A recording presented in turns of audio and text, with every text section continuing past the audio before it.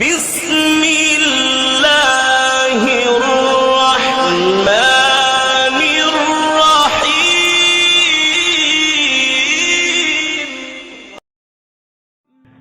جنت کے جو درخت ہوں گے ان کے بارے میں آتا ہے کہ جب انسان کے دل میں خیال آئے گا کہ میں فلاں درخت کا پھل کھاؤں تو اس درخت کی شاخ اس کے قریب ہو جائے گی اور پھل اس کے منہ کے پاس آ جائے گا۔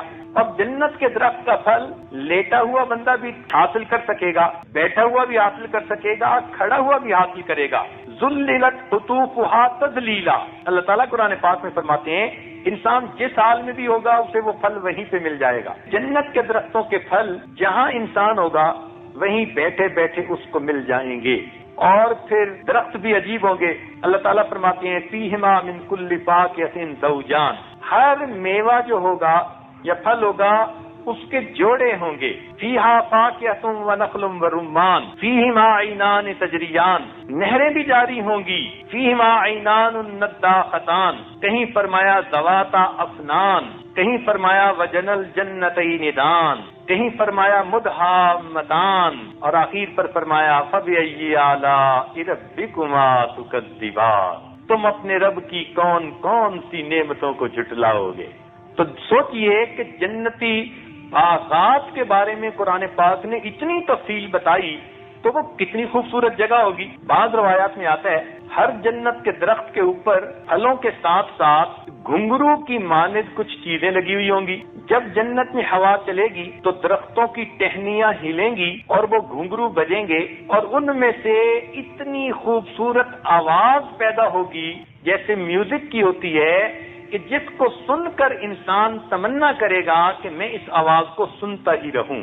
تو جنتی باغ کے مکان یعنی درختوں کو اللہ رب العزت نے ایسا بنا دیا، وہ پھل بھی دیں گے، سایہ بھی دیں گے، اور ان میں سے ایسی آوازیں نکلیں گی کہ انسان ان آوازوں کو سن کر ان پر مست ہوگا۔ پھر ہر گھر کے اندر اللہ رب العزت ایسا اس کو خوبصورت بنائیں گے۔ ابن عباس عنہ کی روایت ہے کہ جنتی کا گھر آسمان کے ستاروں سے بھی زیادہ چمکدار ہوگا۔ اور اس میں ایک خاص بات ہوگی، وہ یہ کہ اگر ایک گھر میں ہی رہے نا تو کچھ عرصہ کے بعد اس میں انسان کو ایک ہی جگہ فرنیچر چیزیں دیکھ دیکھ کے نا طبیعت میں اکتاہٹ ہو جاتی ہے۔ اسی لیے کئی عورتوں کو دیکھا کہ وہ سال دو سال کے بعد گھر کی سیٹنگ بدلتی رہتی ہیں۔ تو جنتی مکان کے اندر اللہ نے یہ خوبی رکھ دی کہ اس مکان کا ڈیزائن روز بدلا کرے گا۔ ہر دن صبح جنتی جیسا چاہیں گے ان کے مکان کا ڈیزائن ویسے بن جائے گا۔ عورتیں چاہتی ہیں یہاں پھول ہو، یہاں فلاں چیز ہو، یہاں فلاں چیز ہو، تو جیسے یہ چاہیں گی جنت کے مکان کا ڈیزائن روز بدلے گا، خوبصورتی روز بہتر ہوگی۔ جیسے ان کے دل کی تمنا ہوگی ویسے ہی اللہ تعالیٰ اس مکان کی خوبصورتی کو بنا دیا کریں گے۔ تو سوچئے وہ کیسی جگہ ہوگی کہ ہمارے ذہن میں تصور ہوگا کہ ایسا مکان ہو اور پھر وہ مکان ویسا بن جائے گا۔ جنت کا مکان تو کچھ اور ہی ہوگا کہ جس کا ڈیزائن اللہ رب العزت جنتی بندے کی خواہش کے مطابق روز بدل دیا کریں گے۔ تو سوچئے کہ اس گھر میں رہنے کا کتنا مزہ آئے گا۔ جنت کے ہر گھر میں بھی سوئمنگ پول ہوگا۔ چنانچہ حدیث پاک میں آتا ہے ایک نہر ہے جس کا نام نہر رحمت ہے، وہ جنتوں میں سے تمام جنتوں میں سے گزرے گی، یعنی ہر جنتی کے مکان کے قریب سے بہتی ہوئی جائے گی، اس کی شاخیں اتنی ہوں گی۔ تو گویا ہر مکان کے اندر سوئمنگ پول ہوگا جس کے اندر اگر وہ نہانا چاہے تو اس کو نہانے کی فیسلٹی نصیب ہوگی۔ اللہ تعالیٰ نے کئی جنتیں بنائیں، ایک جنت کا نام دار الجلال ہے، ایک کا نام دار السلام ہے، ایک کا نام جنت المأوا ہے، ایک کا نام جنت الخلد ہے، ایک کا نام جنت النعیم ہے، ایک کا نام جنت القرار ہے، ایک کا نام جنت الفردوس ہے۔ یہ جنت الفردوس وہ جنت ہے جس میں نبی علیہ الصلوۃ والسلام کو اللہ رب العزت محل عطا فرمائیں گے، اور ایک کا نام جنت عدن ہے۔ حدیث پاک میں آتا ہے کہ جنت الفردوس تک جتنی جنتیں تھیں ان کو تو اللہ نے فرشتوں کے ہاتھوں سے بنوایا، مگر جنت عدن کو اللہ نے خود بنایا۔ یہ وہ جنت ہوگی کہ جہاں پر جنتیوں کو اللہ رب العزت کا دیدار نصیب ہوگا۔ اللہ تعالیٰ نے چونکہ اپنے بندوں کو جلوہ عطا فرمانا تھا، جیسے مہمان کو کوئی بلائے تو سیٹنگ گھر کی خود کرتا ہے، اسی طرح اللہ رب العزت نے اپنے محبوب بندوں کو، اپنے اس عاشقوں کو چونکہ اپنا دیدار کروانا تھا، اس لیے جنت عدن کو اللہ رب العزت نے خود بنایا۔ حدیث میں آتا ہے کہ اس جنت کا گارا یعنی سیمنٹ جو ہے وہ مشک کا ہوگا، اس کا گھاس زعفران کا ہوگا، اور اس کے جو پتھر ہوں گے وہ موتیوں کے ہوں گے، اور اس کی خاک وہ عنبر کی ہوگی۔ اب سوچئے کہ وہ جنت عدن کیسے ہوگی جس کو اللہ رب العزت نے سجایا۔ اللہ تعالیٰ فرماتے ہیں فَلَا تَعْلَمُ نَفْسٌ مَّا أُخْفِيَ لَهُم مِّن قُرَّةِ أَعْيُنٍ جَزَاءً بِمَا كَانُوا يَعْمَلُونَ۔ کوئی جی نہیں جانتا ان کی آنکھوں کی ٹھنڈک کے لیے اللہ نے کیا کیا تیار کر رکھا ہے، یہ بدلہ ہے جو وہ نیک اعمال کرتے تھے۔ اب مکان کے اندر ہر گھر میں فرنیچر ہوتا ہے، اور عورتیں فرنیچر بھی عام طور پر اپنی پسند کا لاتی ہیں، اچھے سے اچھا فرنیچر لاتی ہیں۔ جنت کے مکانوں کے اندر بھی فرنیچر ہوں گے، اللہ تعالیٰ مجلسیں بنا دیں گے، ممبر ہوں گے، بیٹھنے کے لیے کرسیاں ہوں گی، بیٹھنے کے لیے گاؤ تکیے لگے ہوں گے۔ اللہ تعالیٰ فرماتے ہیں عَلَىٰ سُرُرٍ مَّوْضُونَةٍ مُتَّكِئِينَ عَلَيْهَا مُتَقَابِلِينَ، ایسے تخت ہوں گے کہ جن پر سونے کا کام کیا ہوا ہوگا۔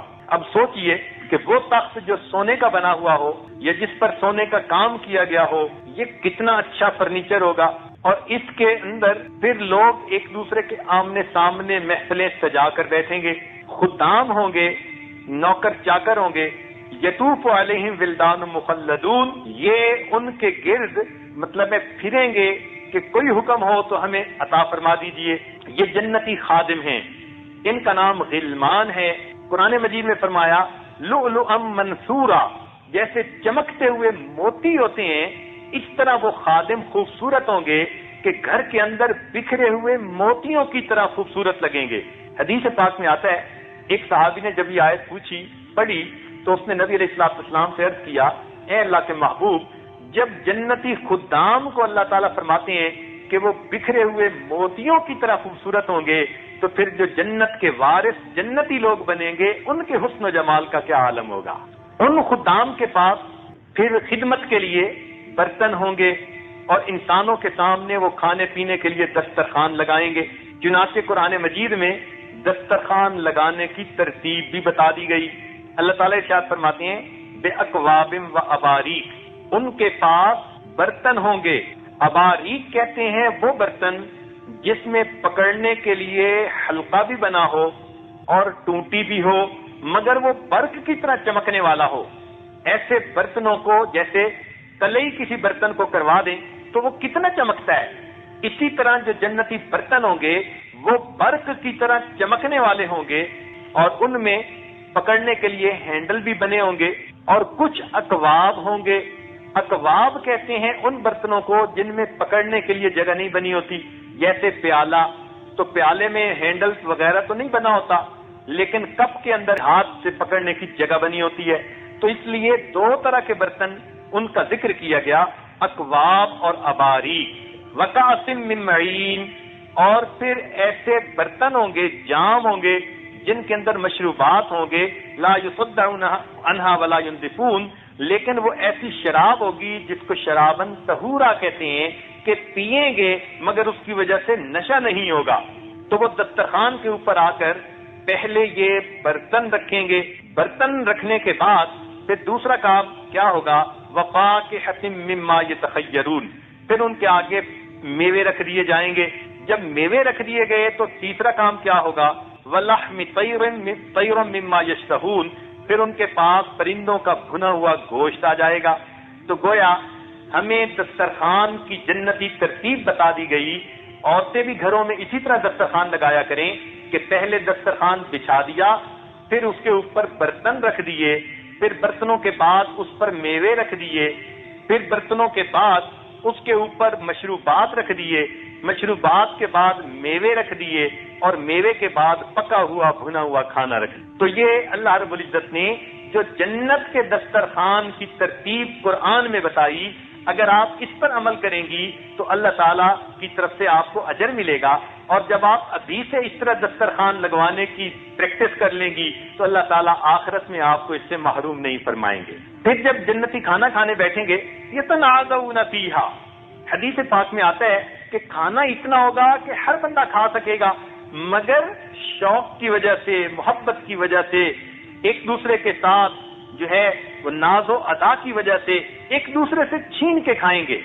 یعنی ایک برتن کے اندر کھانا پڑا ہوگا، اب کئی عورتیں بیٹھی ہیں تو ایک پہلے ہاتھ ڈالے گی کہ میں پہلے اٹھا لوں، دوسری ہاتھ ڈالے گی کہ میں اٹھا لوں.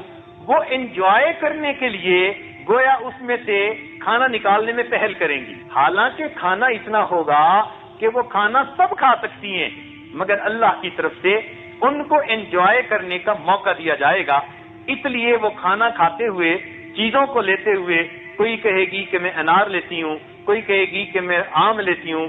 یہ جتنے پھل ہوں گے دنیا کے پھلوں کے ہم شکل ہوں گے، مگر ان کے لذتیں ہوں گی وہ بہت ہی اعلیٰ اور عجیب ہوں گی. عجیب یہ کہ ہر پھل کی لذت دوسرے سے جدا ہوگی. ہر پھل جب جنتی کھائے گا تو اس کو ہر پھل کا اپنا مزہ آئے گا، حتیٰ کہ ہر لقمے پر جنتی کو اپنا مزہ آئے گا، اور اس کے لیے یہ کھانے جو ہوں گے یہ اس کے لیے لطف لینے کا سبب بن جائیں گے. لیکن جتنا بھی کھائیں گے، مزے کی بات یہ ہے کہ کھانے کے بعد مشک کا ڈکار آئے گا اور خوشبو پھیل جائے گی اور وہ کھانا ہضم ہو جائے گا. پھر دوبارہ بھوک ہوگی اور پھر جنتی کھانا شروع کر دے گا.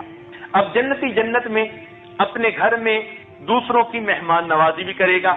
چنانچہ کچھ عورتیں جنتی ایسی ہوں گی وہ تمنا کریں گی کہ ہم تو بی بی فاطمہ کی دعوت کریں گے. چنانچہ خاتون جنت ان کے گھر میں دعوت کے لیے تشریف لائیں گی. کچھ کہیں گی کہ ہم تو سیدہ عائشہ صدیقہ جو نبی علیہ السلام کی رفیق حیات تھیں ان کی دعوت کریں گی. سیدہ عائشہ صدیقہ ان کی دعوت پہ آئیں گی. کچھ بی بی مریم کی دعوت کریں گی، کچھ بی بی آسیہ کی دعوت کریں گی. تو یہ جنت کے اندر جو معزز خواتین ہوں گی ان کی دعوتیں ہوں گی. نیک خواتین جو ایک دوسرے کی دنیا میں دوست رہی ہوں گی اور نیکی پر ایک دوسرے کو بڑھاتی رہی ہوں گی، وہ بھی ایک دوسرے کی دعوتیں کریں گی. اب سوچئے کہ کتنی دعوت کا مزہ آئے گا کہ جس میں وقت کی کوئی پابندی نہیں اور ضروریات کی کوئی کمی نہیں، چاہت کے مطابق ہر چیز موجود ہے. جب جنتی عورت نیت کرے گی کہ میں نے فلاں کی دعوت کرنی ہے تو اس کو کوئی تیاری خود نہیں کرنی پڑے گی، مگر جنت کی دعوت کچھ اور ہوگی. جنتی عورت دعوت تو دے گی، انتظام نہیں کرنا پڑے گا. حدیث پاک میں آتا ہے یہ اپنے گھر کے لاؤنج کو یا اپنے گھر کے گارڈن کو جیسا تصور کرے گی کہ سیٹنگ ایسی ہونی چاہیے، اس کی سیٹنگ ویسے ہو جائے گی. پھر ایک بادل آئے گا اور اس بادل کے اندر سے دسترخوان لگا دیا جائے گا. پھر اس بادل کے اندر سے اس کے اوپر جو ہے وہ برتن رکھ دیے جائیں گے. پھر اس کے اوپر مشروبات ہوں گے جو فرشتے جو غلمان لا کر رکھ دیں گے. پھر اس کے اوپر میوے رکھے جائیں گے. پھر اس میں بھنے ہوئے پرندوں کے گوشت رکھ دیے جائیں گے. اور اس کے بعد یہ سب خواتین بیٹھ کر اس میں کھانا کھائیں گی، ایک دوسرے کے ساتھ تذکرے کریں گی.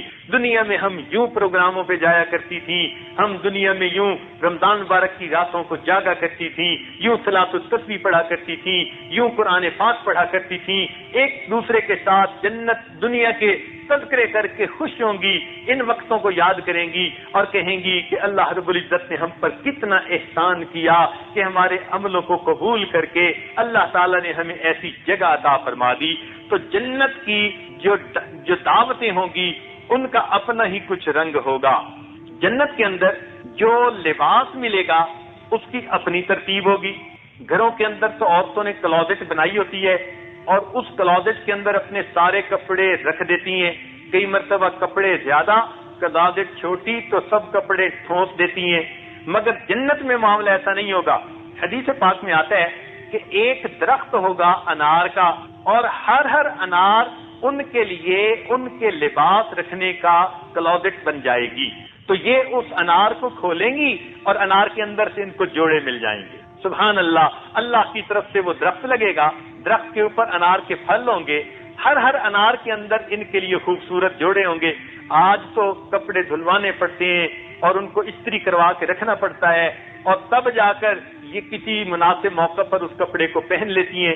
مگر جنت میں تو ہر دم ان کو نئے کپڑے ملیں گے، دھونے اور استری کرنے کی بات ہی نہیں. اور وہ تیار کس فیکٹری میں ہوں گے؟ اللہ رب العزت کی مرضی کے مطابق انار کی اس فیکٹری کے اندر تیار ہوں گے. ہر ایک جوڑا وہ دوسرے سے مختلف ہوگا اور اس کی خوبصورتی کی انتہا نہیں ہوگی۔ حدیث پاک میں فرمایا جنتی عورت کے لباس میں 70,000 رنگ جھلکیں گے۔ اب دنیا میں عورتیں جو کپڑے پہن لیتی ہیں، ان بیچاریوں کو میچنگ کا بڑا شوق ہوتا ہے، تو زیادہ سے زیادہ 5-7 رنگ اکٹھے کر لیتی ہیں کپڑوں میں، ورنہ تو 2-4 رنگوں سے میچنگ ہو جاتی ہے کہ ان 70,000 رنگوں میں سے بھی اس کے جسم کی خوبصورتی نمایاں ہو رہی ہوگی۔ اللہ رب العزت جنتی عورت کو ایسے خوبصورت کپڑے عطا فرمائیں گے، جنتی مرد کو اللہ تعالیٰ ریشم کے کپڑے عطا فرمائیں گے، اور جنتی مرد کو اللہ تعالیٰ سونے کے کنگن پہنائیں گے۔ آج جب نوجوانوں کو بتایا جاتا ہے کہ قرآن مجید میں ہے کہ جنتی مردوں کو سونے کے کنگن پہنائیں گے، تو یہ بیچارے پریشان ہو کے پوچھتے ہیں جی مردوں کو کنگن پہنائیں گے، اور اپنی حالت یہ ہوتی ہے کہ راڈوں کی گھڑی پہن کر لوگوں کو ہاتھ ہلا ہلا کے دکھاتے پھرتے ہیں۔ اور میاں تمہیں اگر جنت میں راڈوں کی گھڑی اپنے بازو پہ اتنی اچھی لگتی ہے تو اللہ رب العزت کی طرف سے بنے ہوئے جن کو کنگن کہہ دیا وہ تمہارے راڈوں کی گھڑی تو اس تک کا کوئی مقابلہ کر ہی نہیں سکتی۔ ایسے اللہ تعالیٰ خوبصورت کنگن عطا فرمائیں گے۔ تو یہ کپڑے ہوں گے جو جنتی عورت پہنے گی۔ دنیا میں دھلے کپڑے پہنتی تھی، مگر آخرت کے اندر نئے کپڑے پہنے گی۔ عام طور پر عورتوں کی تمنا ہوتی ہے فنکشن میں، ملاقات میں ہر مرتبہ اچھا اور نیا جوڑا پہن کے جائیں۔ اللہ رب العزت نے ان کی اس تمنا کو دنیا میں نہیں آخرت میں پورا فرما دیا۔ جب بھی یہ کپڑے پہنے گی نئے ہوں گے، پھر چاہے گی پھر پوشاک بدل لے گی۔ ایک دن میں اگر 70 مرتبہ بھی لباس تبدیل کرنا چاہے گی، اللہ تعالیٰ اس کو 70 نئے جوڑے عطا فرما دیں گے۔ اب گھر میں رہتے ہوئے تو دن میں ایک ہی مرتبہ کپڑے بدل سکتی ہیں، بہت ہی کوئی شاہانہ زندگی ہو تو صبح شام کپڑے بدل لے گی، اس سے زیادہ کا تصور نہیں۔ مگر جنت کے اندر سبحان اللہ روزانہ 70 بار بھی اگر بدلے گی تو اس کو نئے ریشمی کپڑے مل جائیں گے، ہر لباس میں سے 70,000 رنگ جھلکتے ہوں گے۔ پھر دنیا کے اندر لوگوں کے پاس سواریاں ہوتی ہیں، ان کے پاس ٹویوٹا کار ہے، ان کے پاس GMC ہے، تو جتنی بڑی اور قیمتی گاڑی ہو عورتوں کو بڑی خوشی ہوتی ہے۔ اللہ رب العزت نے ان کے لیے جنت میں سواریوں کا انتظام کیا ہوگا۔ حدیث پاک میں آتا ہے کہ مردوں کے لیے اللہ نے جنت میں ابلق گھوڑے بنائے ہوں گے۔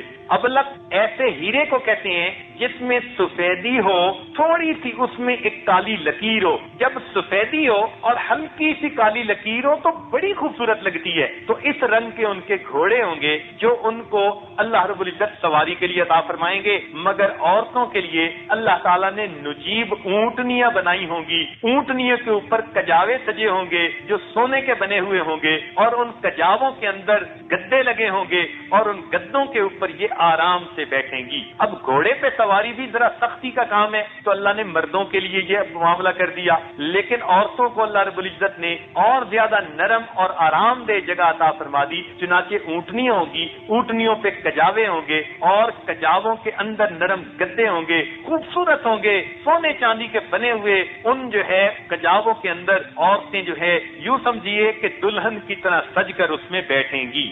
مگر اس میں ایک بات اور ہے، حدیث پاک میں یہ فرمایا گیا کہ جب یہ اونٹنیاں آواز نکالیں گی یا گھوڑے ہنہنائیں گے تو ان کی ہنہناہٹ عام دنیا کی طرح نہیں ہوگی، بلکہ ان کے ہنہنانے سے اتنی خوبصورت میوزیکل ساؤنڈ نکلے گی کہ یہ چاہیں گی کہ یہ بار بار ہنہنائیں اور ہم ان کی آواز کو بار بار سنتے رہیں۔ اللہ رب العزت سواریاں ایسی عطا فرمائیں گے۔ پھر دنیا کے اندر ہم نے دیکھا عورتوں نے گھر میں ٹیپ ریکارڈ رکھے ہوتے ہیں، اپنے کام کاج میں مصروف ہوتی ہیں، کبھی کسی کا بیان سن لیا، کبھی قرآن پاک کی تلاوت سن لی، کبھی کسی کی نعت سن لی۔ تو ان کو کام کاج کے دوران کچھ نہ کچھ سننے کو مل جائے تو پھر یہ بڑی خوش رہتی ہیں۔ یہ اور بات ہے کہ یہ ہر ایک کی سننا چاہتی ہیں سوائے خامد کے، اس کو یہ سنانا چاہتی ہیں اور باقی ساری دنیا کی سننا چاہتی ہیں، تاہم ان کو سننے کا شوق ہوتا ہے۔ تو جنت میں اللہ رب العزت نے ان کے لیے ٹیپ ریکارڈر کا انتظام کر دیا۔ حدیث پاک میں آتا ہے جنتی حوریں ہوں گی سینکڑوں کی تعداد میں، صف بستہ کھڑی ہوں گی۔ جب جنتی عورت اپنے محل کی سیر کرے گی تو یہ جہاں جہاں سے گزرے گی وہ جنتی حوریں قرآن پاک کی تلاوت کر رہی ہوں گی۔ اب یہ اپنے جو ہے خامند کے ساتھ بیٹھی ہوئی باتیں کر رہی ہے، اپنے بچوں کے ساتھ بیٹھی باتیں کر رہی ہے، اور دور وہ جنتی حوریں صف باندھ کر کھڑی ہیں اور وہ اللہ کے قرآن کی تلاوت کر رہی ہیں. یعنی یہ ٹیپ ریکارڈر ہے جو اللہ رب العزت نے ان کے گھر کے اندر بجا دیا ہے. وقت کی بات رہ گئی تو جنت کے اندر علامہ قرطبی رحمۃ اللہ علیہ نے یہ بات لکھی کہ انسانوں کو عصر کا جیسے وقت ہوتا ہے کہ نہ بہت روشنی ہوتی ہے دوپہر جیسی، نہ تاریکی ہوتی ہے رات جیسی، درمیان کا وقت ہوتا ہے، اچھا لگتا ہے، تو وہ وقت جنت کے اندر ہوگا. تاہم جنتیوں کو وقت کا احساس کیسے ہو سکے گا؟ ذہن میں کبھی کبھی یہ خیال آتا ہے تو حدیث پاک میں فرما دیا کہ جنت کے اندر چونکہ جنت کی چھت اللہ تعالیٰ کا عرش ہے اور اللہ تعالیٰ کے عرش کے پردے دن کے وقت اٹھا دیے جائیں گے اور رات کے وقت گرا دیے جائیں گے، تو جب فرشتے پردے ہٹائیں گے اور پردے گرائیں گے اس سے جنتیوں کو دن اور رات کے ہونے کا اندازہ ہو جائے گا.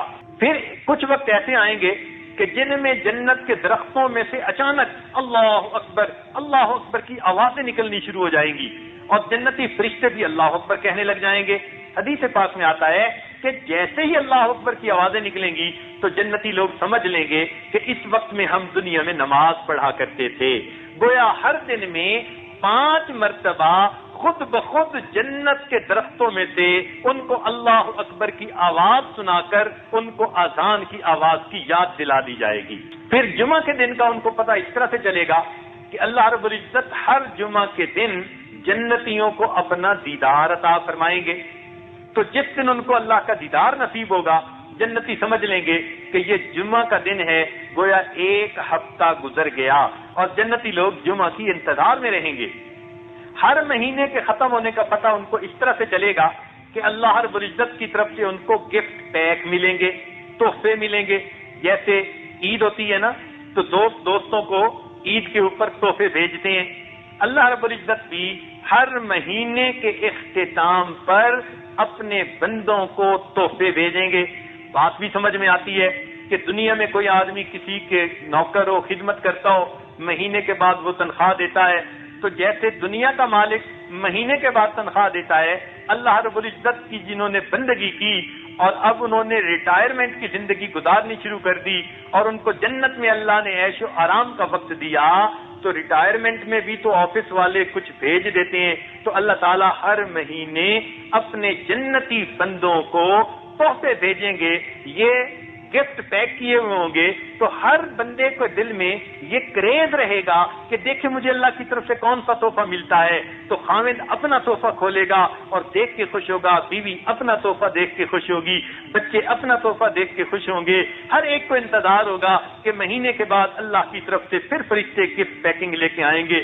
سوچئے تو صحیح کہ کسی دوست کی طرف سے گفٹ پیکنگ آ جائے کتنی خوشی ہوتی ہے.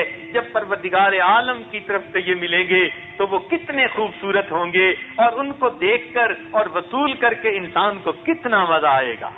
عید کا پتہ جنتیوں کو اس طرح سے چلے گا کہ اللہ رب العزت سال میں عید کے موقعوں پر جنتیوں کو دعوت کے لیے بلائیں گے. تو جب جنتیوں کو دعوت کا پیغام فرشتے پہنچائیں گے تو جنتی سمجھ جائیں گے کہ ہماری عید کا وقت آ گیا. تو دنیا میں تو عید ہم ایسے مناتے ہیں کہ زیادہ سے زیادہ چند سویٹ ڈشز بنا لی یا کچھ اور کھانے بنا لیے، لیکن آخرت کے اندر جنت میں ہر عید کے دن اللہ رب العزت اپنے بندوں کو خود دعوت کھلائیں گے. اب سوچئے اللہ رب العزت دعوت کرنے والے ہوں گے اور جنتی کھانے والے ہوں گے، پھر اس دعوت کا کیا مزہ ہوگا، ہم تو اس کو اپنے دماغ سے سوچ بھی نہیں سکتے. تو وقت کا جنتیوں کو ایسے پتہ چلے گا. اب آئیے ذرا اس سے زیادہ اہم چیز کے ساتھ جس کا عورتوں کو ہر وقت بڑا خیال رہتا ہے، اس کو کہتے ہیں حسن و جمال. یہ عورتیں حسن و جمال کی شیدائی، خوبصورت مکان دیکھیں وہ انہیں پسند، خوبصورت لباس دیکھیں وہ انہیں پسند، کوئی بھی خوبصورت چیز دیکھیں ان کا جی چاہتا ہے کہ ہم اسے حاصل کر لیں. اپنے بارے میں ان کے دل میں تمنا ہوتی ہے کہ میں ایسی ہوں بن جاؤں کہ حسن و جمال کی میں ایک یعنی نمونہ بن جاؤں. ان کے دل کی یہ تڑپ ہوتی ہے اور اللہ رب العزت نے ان کو حسن و جمال عطا بھی کیا. اس لیے قرآن پاک میں فرمایا وَلَوْ أَعْجَبَكَ حُسْنُهُنَّ، اگرچہ تمہیں ان کا حسن بڑا متعجب کر دے، حیران کر دے.